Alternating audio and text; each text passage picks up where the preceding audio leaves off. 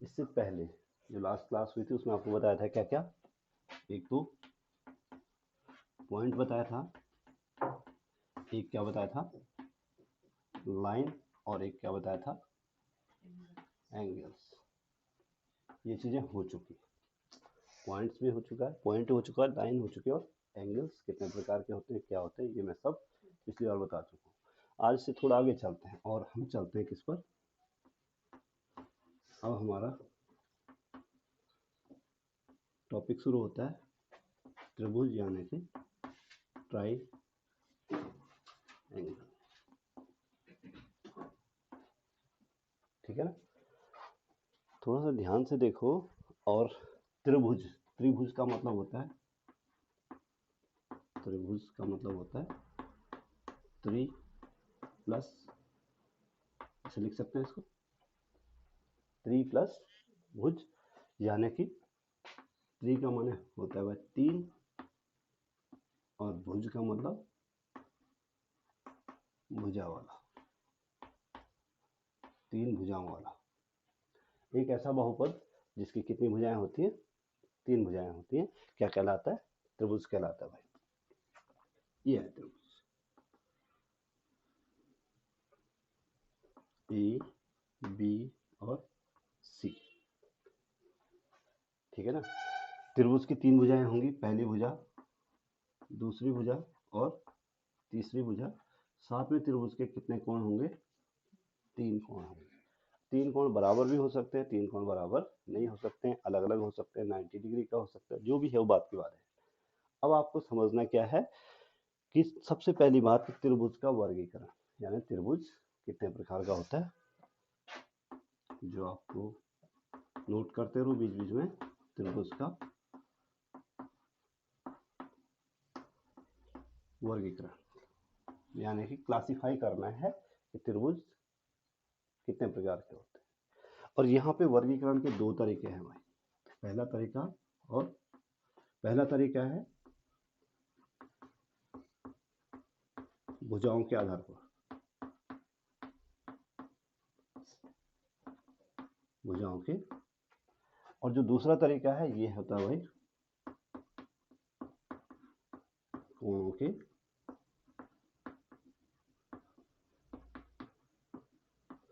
भुजाओं के आधार पर और कोणों के। भुजाओं के आधार पर त्रिभुज तीन प्रकार के होते हैं, एक, दो और, इसको बोलते हैं आइसोसेलेस यानी कि समबाहु त्रिभुज। दूसरा होता है समद्विबाहु,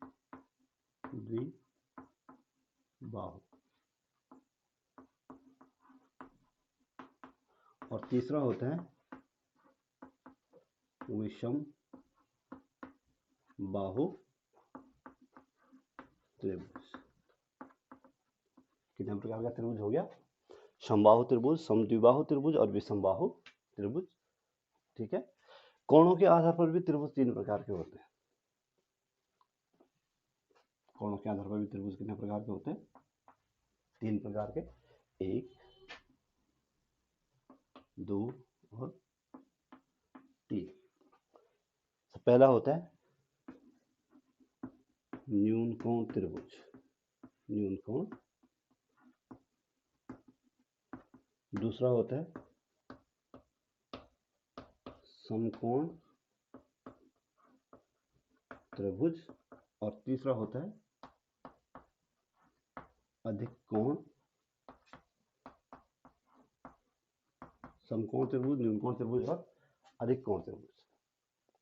समकोण त्रिभुज, न्यून कोण त्रिभुज, समकोण त्रिभुज और अधिक कोण त्रिभुज। ठीक है, तीन प्रकार के भुजाओं के आधार पर और तीन प्रकार के कोणों के आधार पर। अब सबसे पहले समबाहु त्रिभुज। समबाहु त्रिभुज क्या होता है, ऐसा त्रिभुज जिसकी तीनों भुजाएं आपस में क्या होती हैं, बराबर होती है। देखो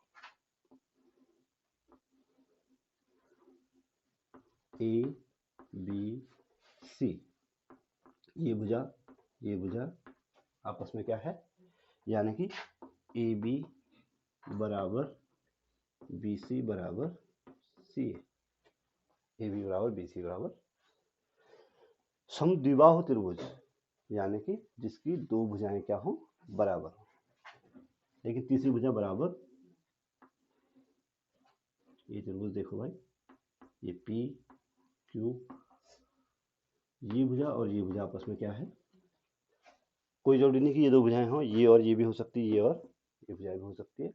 और ध्यान रखना प्रत्येक समबाहु त्रिभुज समद्विबाहु त्रिभुज भी होता है, लेकिन कोई भी समद्विबाहु त्रिभुज समबाहु त्रिभुज नहीं होता।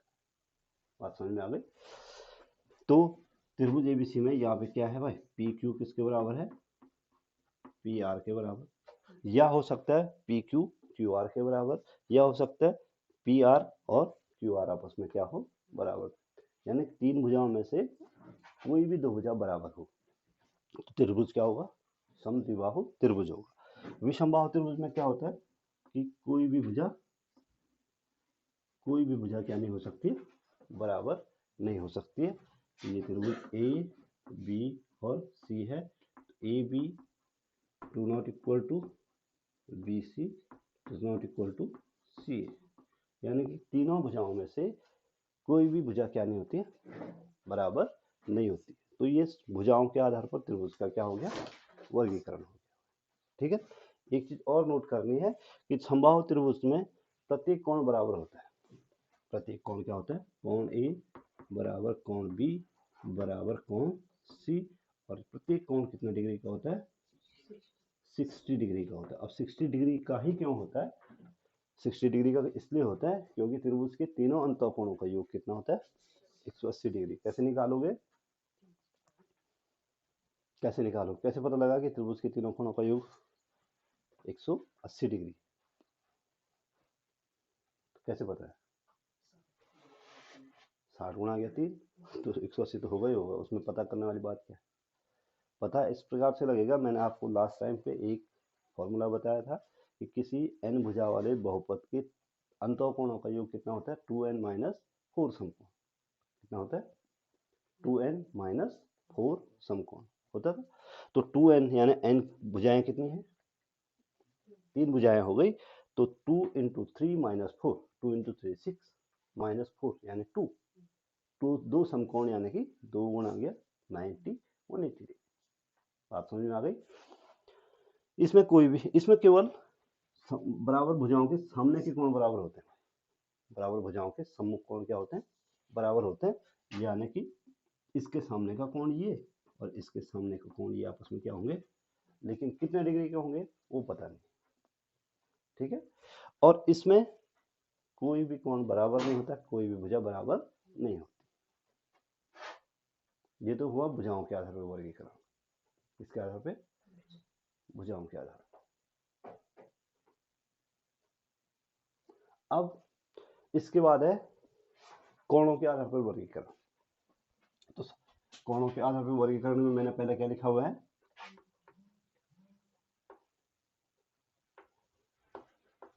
न्यून कोण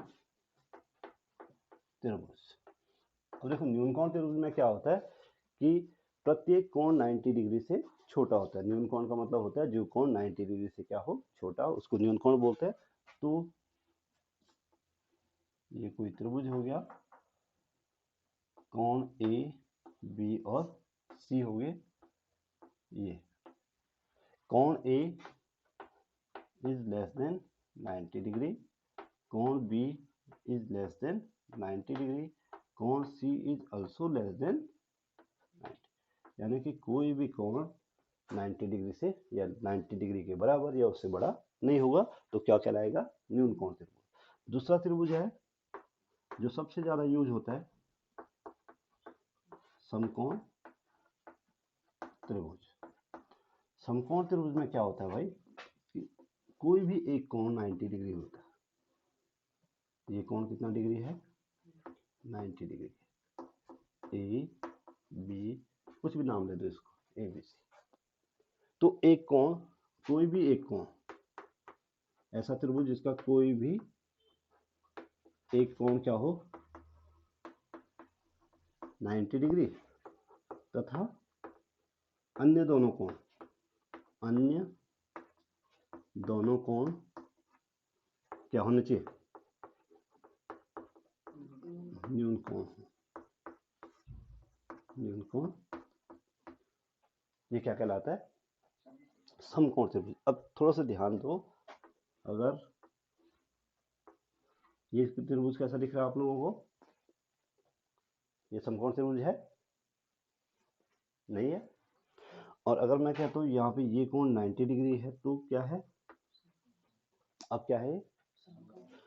अगर आप इसको इधर की जगह इधर घुमा दो तो ये भी क्या है? 90 डिग्री का कोण कहीं भी बन सकता है, यहाँ बन सकता है, यहाँ बन सकता है, इधर बन सकता है। ठीक है। समकोण त्रिभुज में जो सबसे इंपॉर्टेंट जो आपको याद रखने की चीज है वो है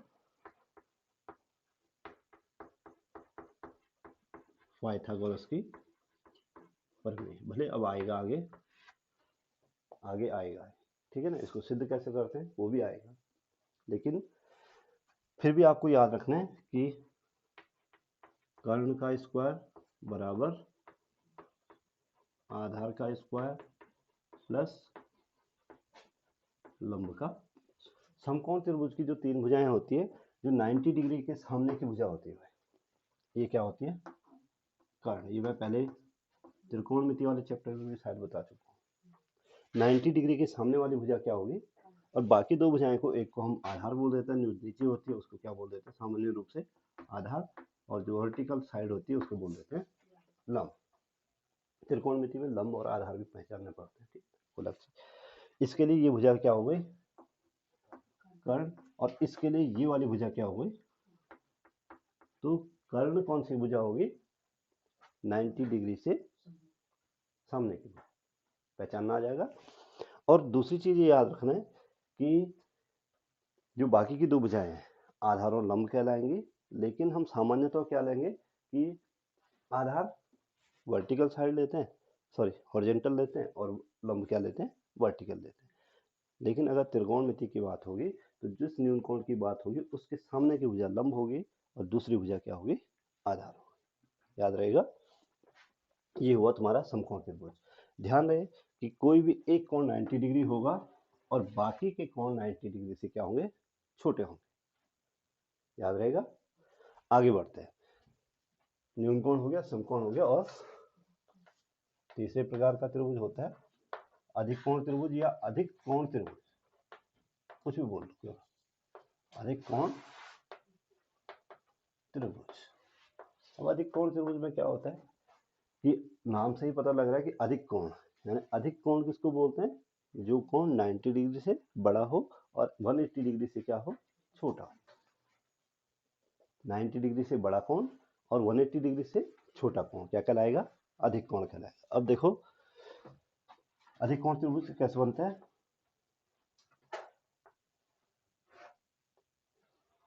ये त्रिभुज पी क्यू और सपोज के लिए क्या है?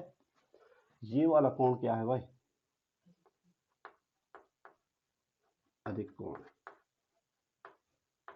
ये वाला कोण क्या है? 90 डिग्री से बड़ा है, तो एक कोण अधिक कोण होगा और बाकी के दोनों एक कोण, कोई एक कोण क्या होगा? कोई एक कोण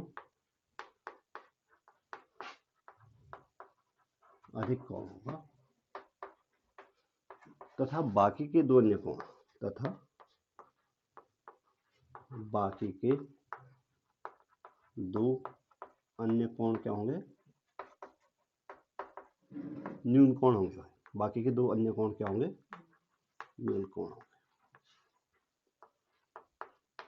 कोई भी एक कोण हो सकता है अधिक कोण, बाकी कोण क्या होने? न्यून कोण होने। ध्यान रहे, ठीक है ना। न्यून कोण क्यों होने?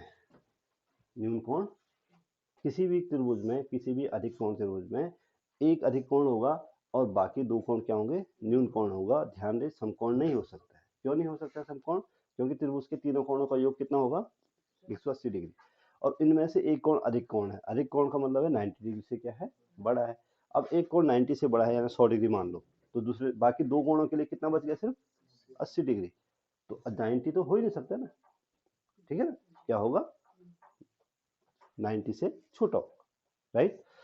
तो ये हुआ न्यून कोण, दो कोण न्यून कोण। एक चीज आपको नोट करनी है, किसी भी त्रिभुज में किसी भी त्रिभुज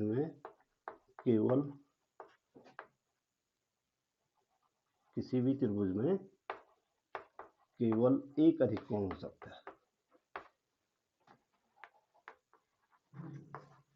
केवल कितना हो सकता है? और दूसरी चीज जो आपको याद रखनी है कि किसी भी समकोण त्रिभुज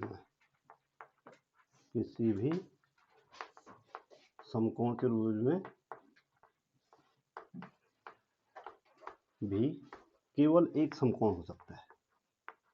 केवल एक समकोण हो सकता, दो समकोण नहीं होते भाई, ध्यान रहे। किसी भी त्रिभुज में केवल एक ही समकोण होगा। क्यों होगा?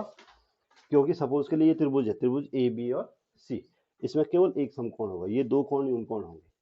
क्यों होंगे? क्योंकि त्रिभुज के तीनों कोणों का 180 बचा, तो a प्लस बी प्लस सी बराबर 180, सी उसमें से हट गया तो कितना बचा? a प्लस बी बराबर 180 माइनस 90 यानी कि 90। तो a और b को जोड़कर कितना आएगा? 90 आएगा। तो न तो a 90 हो सकता है, न b 90 हो सकता है, क्योंकि त्रिभुज का कोई भी कोण 0 डिग्री भी नहीं हो सकता है, क्योंकि तब त्रिभुज बनेगा ही नहीं। तो त्रिभुज का कोई भी कोण 0 डिग्री नहीं हो सकता है, इसलिए a प्लस बी या a और b के जो इंडिविजुअल मान हैं वो 90 डिग्री से क्या होंगे भाई? छोटे होंगे। त्रिभुज तभी बनेगा जबकि तीनों कोणों का मान 0 से बड़ा हो। ठीक, तो किसी भी त्रिभुज में समकोण कितने हो सकते हैं? अधिकतम एक। किसी भी त्रिभुज में अधिक कोण कितने हो सकते हैं? एक।